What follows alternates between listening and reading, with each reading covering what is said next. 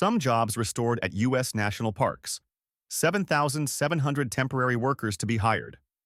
In a significant reversal, of course, the Trump administration announced that it is restoring dozens of jobs to the National Park Service that had been eliminated due to government-wide staff reductions.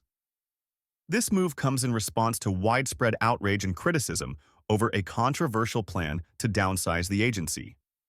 The National Park Service, NPS, had initially been forced to make drastic cuts to its workforce as part of broader budget cuts and efforts to reduce government spending. However, after significant backlash from lawmakers, advocacy groups, and the public, the administration has decided to reinstate many of these positions, which had been seen as vital for the proper functioning and maintenance of the parks. According to two individuals familiar with the agency's internal plans, at least 50 jobs are being restored within the NPS. These positions will help ensure that essential park services, including maintenance, cleanliness, visitor education, and the collection of entrance fees, continue to be carried out. The restoration of these jobs is seen as a positive development, as it signals a recognition by the administration of the importance of maintaining the national parks, which are critical both for environmental conservation and for the millions of visitors who come to enjoy them each year. These positions will help address the growing concern about how park operations were being compromised due to staff shortages and the lack of resources needed to keep the parks in good condition. The Trump administration's decision to restore these jobs is part of a broader effort to mitigate the negative impact of earlier cuts, which had sparked protests and complaints from both environmental groups and lawmakers. Lawmakers, particularly those from states with popular national parks, voiced their concerns about the impact of the cuts on the quality of services provided to park visitors. Advocacy groups argued that the staff reductions were a threat to public safety and the integrity of the national parks themselves, with some expressing fears that the parks would become more vulnerable to vandalism, degradation, and environmental harm. The restoration of jobs is not limited to just a small number of positions. In fact, the National Park Service has outlined plans to hire up to 7,700 seasonal workers this year, a significant increase from the roughly 5,000 seasonal hires the agency had initially promised. This new hiring push represents a step toward addressing the staffing shortages that had left many parks struggling to maintain their usual level of service. The decision to increase seasonal hiring is also a recognition that the National Park Service has an important role to play in educating the public about environmental conservation and in providing a safe and enjoyable experience for visitors to the country's national treasures. Before this announcement, the National Park Service had averaged about 6,350 seasonal workers over the past 3 years. Seasonal employees are critical for maintaining the parks, especially during peak tourist seasons when the parks experience an influx of visitors.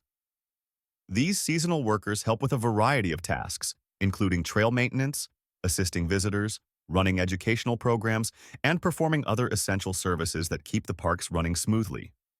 With the additional hiring of nearly 3,000 workers, the National Park Service hopes to better meet the demands of park maintenance and visitor services, ensuring that the parks remain accessible, safe, and well-maintained.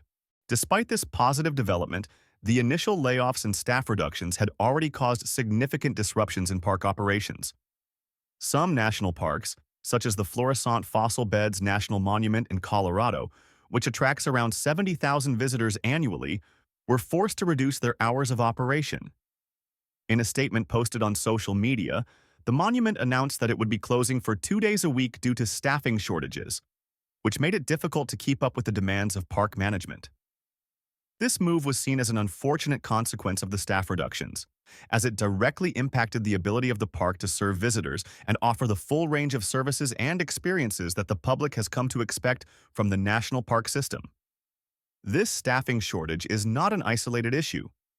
Other parks and monuments across the country have reported similar concerns about their ability to operate effectively without adequate staffing. Republican lawmakers in particular have voiced concerns that the cuts could hurt the visitor experience at iconic national parks like Acadia National Park in Maine. Senator Susan Collins, who represents Maine, expressed her worry that Acadia would not be able to hire the seasonal workers needed to perform essential tasks, such as collecting entrance fees, maintaining trails, and providing first aid services to visitors. Acadia, which is one of the most popular national parks in the country, could face significant operational challenges without the necessary staff to ensure the safety and enjoyment of visitors. The Trump administration's handling of the National Park Service cuts has been a point of contention, and the issue remains a source of debate in Congress. While some lawmakers have supported the president's efforts to reduce government spending and streamline federal agencies, others have pointed out that national parks are unique in that they are national treasures that require dedicated resources to maintain. The NPS is tasked with preserving natural and cultural resources, protecting wildlife, and providing a safe and enriching experience for the millions of people who visit the parks every year. As a result, the Park Service is often seen as a vital part of the country's environmental and cultural heritage, and many believe that it should be adequately funded and staffed to carry out these responsibilities.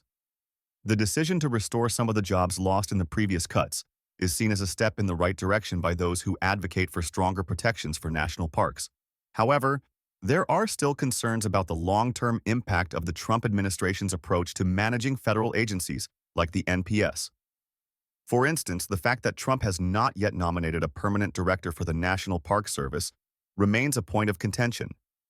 The director of the NPS is an important leadership role that requires Senate confirmation, and the absence of a permanent leader has led to concerns about the lack of direction and leadership within the agency.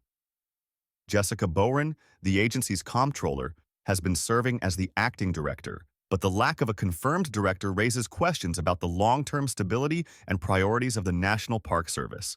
While the recent job restorations and increased seasonal hiring are welcome developments, they may not fully address the broader challenges facing the National Park Service in the coming years. With climate change affecting national parks, increasing visitation, and budget constraints still an ongoing issue, the future of the NPS will require careful planning and strong leadership.